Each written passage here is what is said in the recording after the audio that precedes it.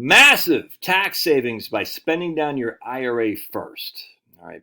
So I was working with this company yesterday, and they're crushing, and they gave me the permission to use some screenshots. You won't know who these guys are, but anyway, so this is a big deal, man. It's a big deal, and we can talk about Roth conversions as well, but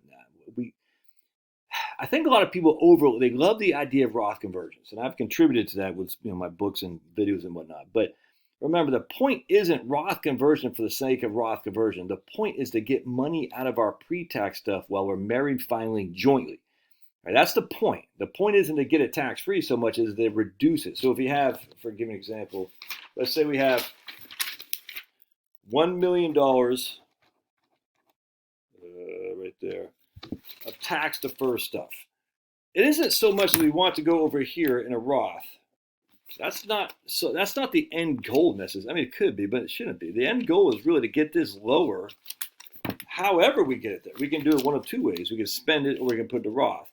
But the point is, we want to get that lower so then when we die, our spouse, our wives, don't get hit with a widow's tax trap. That's the whole point of Roth conversions and what we're going to talk about here today, which is spend down your pre-tax money. All right, Roth conversion isn't the end all. The issue is we want to get this money lower while we're married filing jointly. So I'm going to give you the example of these folks, the crushers. Now he retired military, so he's got a Department of Defense pension, not a huge amount, like $2,500 a month, and he'll be on TRICARE. All right, TRICARE is for military retirees. And then they'll slide into TRICARE for life, which is basically a supplemental policy once they hit 65. So we're not worried about Obamacare stuff here. Just FYI, we are not worried about Obamacare premium credits. And again, with Obamacare, we want to keep our income below a certain threshold so we can get those free credits. Thank you, Joe Biden. Thanks, Obama. Shoot. If your income goes above that, you're going to lose that. That's worth literally tens of thousands of dollars. So we don't want to do that. So in this case, it's not an issue for us because they have government pensions. Well, he's got a military pension. She's also going to have a pension, by the way. So anyway, we can see their tax estimate here. All right, so with this proposed plan. And what's happening here is they're spending down right here. They're spending down their cash accounts right here. That's why. So they're working. They're making good money. They're working. Drops like a brick in water. They got their FICA. They got their state. They got Sniffy Joe's tax. Then when they first retire, they're spending down their cash, and then they start spending down their pre-tax money. Pre-tax money. Now I think they're 6 years apart or something like that. I can't remember, but they're a number of years apart. I just forgot.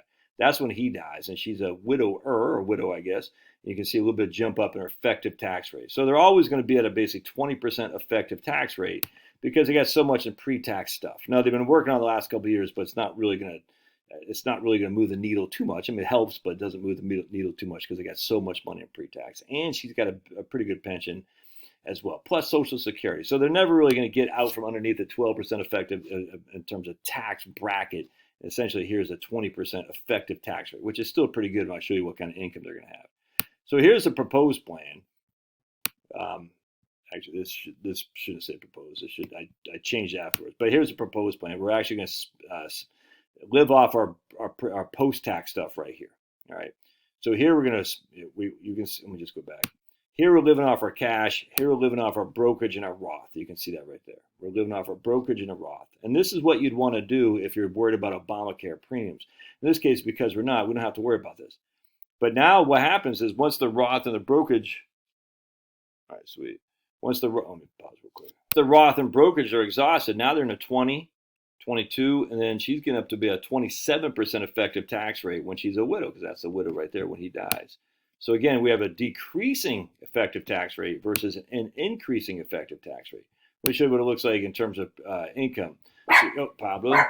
Here you can see their income. All right, so I mean, this is 35 years. So don't let, my $600,000 of income. Yeah, don't let that. I mean, it's 35 years from now. All right, just FYI.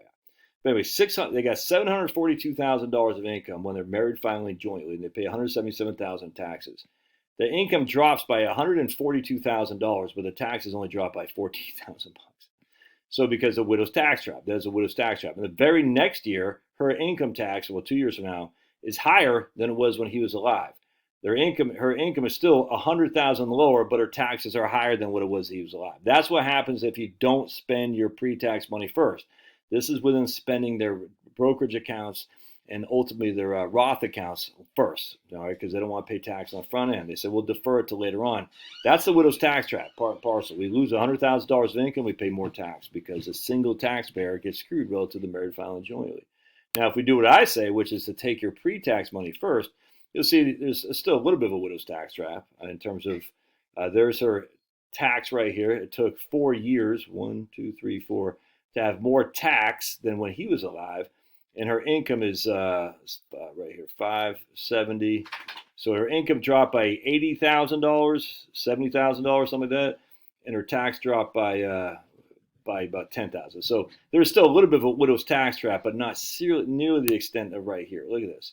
We're talking 177 and 178 with an income to drop of let's see, $140,000. That's the widow's tax trap.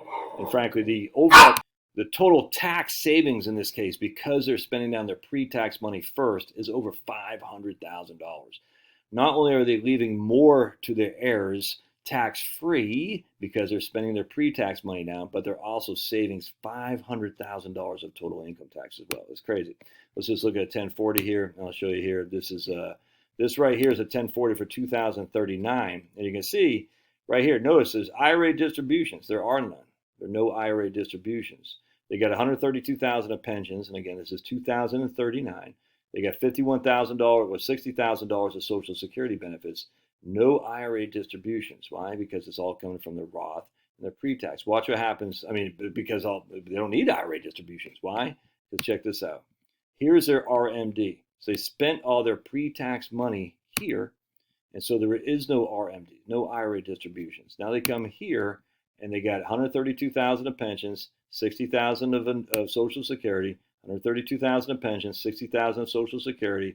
Here they get $132,000 of pensions, $60,000 of Social Security, and $90,000 of RMD. So you got $42,000 of taxes. This is because they're spending down their post-tax stuff first. And here they got $14,000 of taxes. Why? Because everything is gone. It's all in Roth now. And Roth don't flow back to their 1040. IRA distributions, that's not including a Roth. Roth doesn't flow back here. You want to save a boatload of tax? Spend your pre-tax money first. Again, every situation is different, but I'm telling you, man, don't make the mistake of like, I'll spend my brokerage account first. No. In fact, I was working with my man the other day who's in my business. He goes, that kind of goes against the typical financial planning. I said, no, typical financial planning in this case is just wrong. All right, love your thoughts. God bless. We'll see you.